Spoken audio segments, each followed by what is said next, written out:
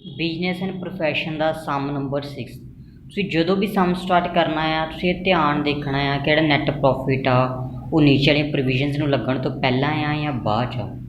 जिवें सम च उहने लिखिआ net profit as per profit and loss account without charging the following item, मतलब नीचे वाली कोई भी आइटम उन्हें पाई हुई नहीं। जे पाई नहीं तो आपां देखो नैट प्रॉफिट सही कढ़ना है। जिहड़े बिजनेस के खर्चे होणगे वो लैस कर दिओ, जिहड़ी बिजनेस की इनकम होगी वो ऐड कर दिओ। ठीक है। सब तो पहला expenditure on family income, family planning. अगर एक्सपेंडिचर कोई फैमिली प्लैनिंग ते आ तो याद रखियो सिर्फ कंपनी नूं लाओ। और इत्थे की है मिस्टर रावत, मतलब कि इंडिविजुअल आ, तो यदा मतलब ये मेरी की हो जूगी निल। सब तो पहला तुसीं की पाना नैट प्रॉफिट, उहदे विच ऐड की करनी है अमाउंट निल। ठीक। उस बाद lump sum consideration for the purchase of technical know how. मैं थोनों दस्सिआ सी कि टैक्नीकल नाउ हाउ की सिर्फ की पैनी है डेप्रीसीएशन। हुण इहने आ नहीं चार्ज किया होया, इसलिए आप सिर्फ की करांगे लैस करांगे डेप्रीसीएशन। 90,000 का 25% कर लिओ, कितना आऊगा 22,500। ये आ जाने एक्सपेंडिचर अलाउएबल। नैट प्रॉफिट जो सारिया चीज़ां की करनिया ने लैस, इत्थे लिख दो NAT profit lace allowed expenditure. सब तो पहला तो आ गया निल, दूसरा आ गया मेरे को depreciation on technical know how. उस तो बाद अपने कोल की आ entertainment expenditure. Entertainment expenditure allowed ने 30,000 ये लैस हो गए। उस बाद एक्सपेंडिचर ऑन पेटेंट, पेटेंट से भी कितनी लगनी है 25% डेप्रीसीएशन। 84,000 का 25% की आऊगा 21,000, वो लैस होना है। उस बाद expenditure payment made in cash 8,000। अगर 10,000 तो ज़्यादा होंगी तो आप ऐड बैक करनी सी। फिलहाल 8,000 आ, इसलिए एडवरटाइजमेंट की आ अलाउड आ।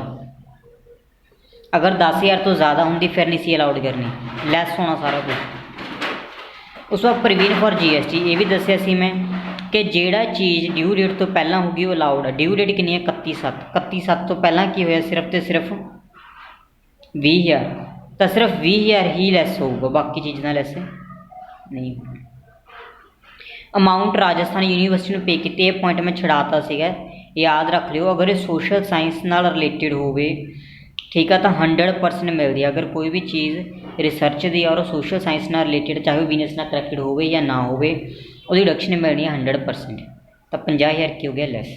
ये सम सीधा तां करके होया क्योंकि इत्थे लिखा है without charging the following item. इन्हें नीचे वाली कोई भी आइटम P&L च पाई हुई नहीं हुई। जे पाई होंगी तो जिवें मैं तुहानूं इंट्रोडक्शन वीडियो च दस्सिआ सी उसी तरह करना सी। और इसका सम का आंसर आंदा आ 1,23,500। इनू कढ़ के देख लियो, अगर कोई प्रॉब्लम आई तो मैंने दस दिओ। मैं कोशिश करांगे कि मैं सिर्फ तुहानूं एक हिंट दे रहा, सम प्रॉपरली तुसीं ही करना है। उस तो बाद तुहाडे कोल सम आ प्रोफैशन का, मैडिकल प्रैक्टिशनर। तुसीं चाहो तो इहनूं नैट प्रॉफिट तो कैलकुलेट कर सकते हो, कोई प्रॉब्लम नहीं। अगर तुसीं इहनूं नैट प्रॉफिट तो कैलकुलेट करोगे भी नैट प्रॉफिट आ रहा, ठीक है जी, non business expenditure add, non business income minus या अदर हैड तो इनकम माइनस, कोई चक्कर नहीं। पर मोस्टली थोड़ी बुक च लिखा होया कि जिहड़ा प्रोफैशनल सम आ वो तुसीं करना है सीधा डायरैक्ट मैथड। जिहड़ियां इनकम प्रोफैशन के मुताबिक उन्होंने आनिया चाहिए वो ऐड कर लेनी, जिहड़ियां प्रोफैशन के मुताबिक खर्चे है वो लैस कर देने।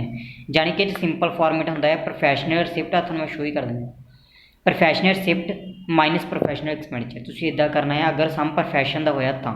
अगर तुसीं नैट प्रॉफिट तो भी कर दोगे जिवें मैं पहली वीडियो इंट्रोडक्शन च एक्सप्लेन किया, तां भी वो गलत नहीं होगा। ठीक है। फिलहाल मैं प्रोफैशनल रिसिप्ट तो ही चल रहे हैं। सब तो पहला की है कंसल्टेशन फीस। डॉक्टर को जाने हो कंसल्टेशन फीस लैंदा, विजिटिंग फीस भी लैंदा, तो दोनों प्रोफैशनल रिसिप्ट ने ऐड, वो उपर लिख लो प्रोफैशनल रिसिप्ट दोनों ऐड कर लेने हैं।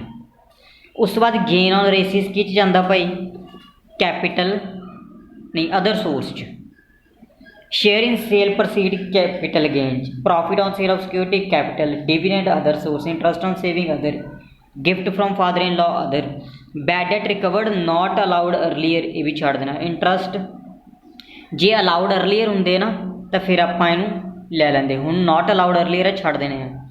इंटरस्ट ऑन FD ये भी नहीं आना। देखो जो मैं थोनों स्टार्टिंग इंट्रोडक्शन वीडियो दी सी, मैं थोनों ये कहा सी कि अगर तुसीं नैट प्रॉफिट लाओगे तो सारिया चीज़ां लैस होनियां, और ये सही है। अगर मैं नैट प्रॉफिट नहीं लै रही, मैं सिर्फ ये दे रहा जी बिजनेस की इनकम पा लो, जो बिजनेस के खर्चे वो माइनस कर दो, तो बिजनेस दी इनकम दो आईयां, वेस्टिंग तो कंसल्टेशन, बाकी सारे मैं छड़ते। और मैं सम इत्थों स्टार्ट नहीं कर रही, मैं स्टार्टिंग तो स्टार्ट कर रही हाँ। इसलिए आप ये डायरैक्ट मैथड यूज़ कर रहे हैं कि जिहड़ियां बिजनेस दी इनकम वो ऐड कर लो, बिजनेस के खर्चे की है वो माइनस कर दो। हुण देखो हाउस होल्ड एक्सपेंडिचर कदे बिजनेस दे हुंदे आ, so leave. Car purchase business दी हुंदी आ, कैपिटल ने छड़ दो, डेप्रीसीएशन आनी है कल्ली। ट्रैवलिंग एक्सपेंडिचर पर्सनल लिखता गए, चैरिटी डोनेशन गई, इनकम टैक्स नहीं आना। सैलरी अगर एक्सपेंडिचर साइड पर तो आऊगी, अगर इनकम साइड पर आ गई तो नहीं आनी, क्योंकि सैलरी हैड च आती है। सो 8000 रुपया खर्चा तुसीं की करोगे माइनस। गिफ्ट डॉटर में दिता परसनल आ छड़ दो। एस्टैबलिशमेंट एक्सपेंडिचर तो बिजनेस के ही होंगे आ 1000 माइनस। सर्जिकल इक्विपमेंट पर भी डेप्रीसीएशन लगती है वो माइनस करांगे। बुक्स से भी डेप्रीसीएशन ही आऊगी। लाइफ इंश्योरेंस पर्सनल आ। इंटरस्ट ऑन कैपिटल बिजनेस का आ, बट वो अपना ये नहीं आ, क्योंकि इंटरस्ट ऑन कैपिटल किहदे च आंदा आ, पार्टनरशिप या कंपनी दे विच। फिलहाल अपने ये interest on capital not allowed. Surplus तो अपना प्रॉफिट वो आप कुछ करना नहीं, सिर्फ इन्ने ही खर्चे लैस हुए ने। 2 इनकम सी, 2 बिजनेस के खर्चे सीगे। सैलरी है बिजनेस का खर्चा, एस्टैबलिशमेंट एक्सपेंडिचर है बिजनेस का खर्चा। इस बाद डेप्रीसीएशन कार ते कितनी है 15%। कार परचेज किन्ने दी कीती सी 30,000 दी। 30,000 ते 15% डेप्रीसीएशन लाओ, 4500 रुपये डेप्रीसीएशन का लैस हो रहा। उस तो बाद अपने कोल की आ गया सर्जिकल इक्विपमेंट। सर्जिकल इक्विपमेंट की आ 4000। 4000 ते की लगना है 15%, ठीक है। 4000 ते 15% लाऊंगे, अपने को होगा 600 डेप्रीसीएशन लैस होगी। उस तो बाद अपने कोल की आ बुक्स से डेप्रीसीएशन कितनी है 40%। 40,000 ते 40% लाओ, 800 लैस होगी। और थोड़ा जिहड़ा आंसर आ वो आ जाऊगा, चैक कर लियो, जो ना आया तो मैंने दस दो। ये सम सीगा प्रोफैशन का। अगर प्रोफैशन का सम आ तो सीधा कर लियो, क्योंकि सौखा होंदा है सीधा करना। प्रोफैशनल दी रिसिप्ट, प्रोफैशनल एक्सपेंडिचर लैस कर देने हैं। उस तो बाद सम नंबर 8 था। सैलरी दी है, ग्रॉस प्रॉफिट दिता है, मतलब ये बिजनेस का है। आप इनू सम करांगे नैट प्रॉफिट तो। सब तो पहला नैट प्रॉफिट पाना समझ आ, देख लो फॉर्मेट। नैट प्रॉफिट पाना है, इनएडमिसिबल एक्सपेंडिचर यानी कि disallowed expenditure add, disallowed income minus.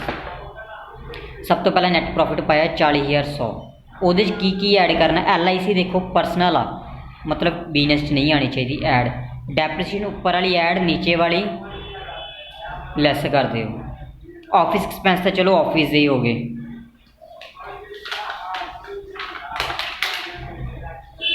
Repair to house की होगा, रिपेयर टू हाउस बिजनेस का तो होना नहीं, lace.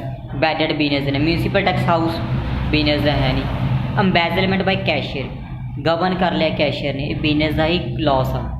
Commission paid to collect interest on security business है। इंटरटेनमेंट बिजनेस आ। इनकम टैक्स बिजनेस नहीं है। कमीशन ऑन सेल की आ बिजनेस आ। ऐड करने हैं सारे, क्योंकि सेम साइड ते ने एक्सपेंडिचर दी।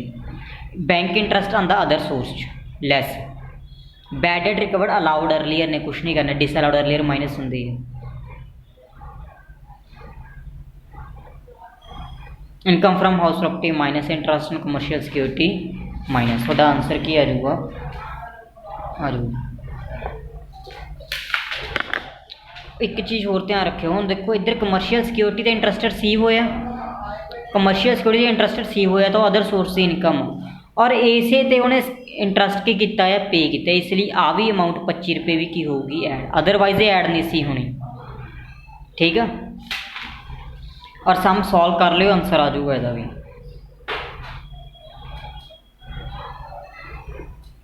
इसी तरह सम नंबर 9 था।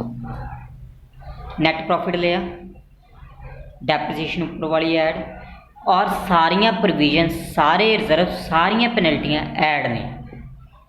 प्रोविजन ऐड, जिन्हें पूछना है कारण मैंने क्लास पूछ लो, मैं एक्सप्लेन कर देंगे। इंटरस्ट बिजनेस का, लाइसेंस फी बिजनेस की, बैडेड बिजनेस का, ऑडिट फी बिजनेस की, selling expenditure commission, insurance, bonus business दे ने। उस बाद स्टाफ वेलफेयर एक्सपेंडिचर बिजनेस का, कॉन्ट्रीब्यूशन टू RPF बिजनेस दे है, सैलरी वेजिस बिजनेस का, miscellaneous expenditure, repair, building, machinery, rent सारे बिजनेस दे ने। इधर मिसलेनियस इनकम आ, क्लोजिंग स्टॉक का बिजनेस आ। ठीक है। हुण आपां की पढ़ांगे नीचे वाली इनफॉर्मेशन। अपने को 3 चीज़ां ऐड हुई, प्रोविजन तो डेप्रीशिएशन 2 ही ऐड हुई हजे। पेनल्टियाँ सारियां ऐड करनियां ने, इसलिए 1200 ऐड। उस तो बाद लिखा expense criminal case. Criminal case obviously personal ही होगा। डोनेशन सारियां ऐड।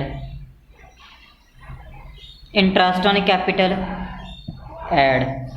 बैड डेट दे विच 500 रुपया सप्लाई दित्ती सीगी रॉ मटीरियल दे लई, जिहड़ी असैसी दे बिजनेस दे नाल रिलेटिड है। ठीक, वो बिजनेस नाल रिलेटिड है, इसलिए छड्ड दो। और बैड डेट दे विच इनकलूड ऑलरेडी तो वैल एंड गुड, जे इनकलूड ना होंदी तो आपां माइनस कर लैंदे। मिसलेनियस इनकम च रिफंड इनकलूड आ। मिसलेनियस इनकम तुसीं की कीती हुई आ add. Refund of income tax, income tax आपां कड्ढना आ, अगर वह भी रिफंड ऐड कर लिया फिर अपना कुछ नहीं होंदा, क्योंकि इनकम टैक्स असीं कैलकुलेट कर रहे हैं, इसलिए इस इनकम टैक्स भी ऐड करना, रिफंड ऑफ इनकम टैक्स भी माइनस करना। कितना है 400। रिफंड मीनस इनकम होंगी और वैसे भी मिसलेनियस इनकम च इनकलूड आ। नीचे वाली डेप्रीशिएशन की करनी है माइनस। ठीक है, और ये नाल ही थोड़े 9 तक सम आ जिहड़े पूरे हो गए। तुसीं सम नंबर 10th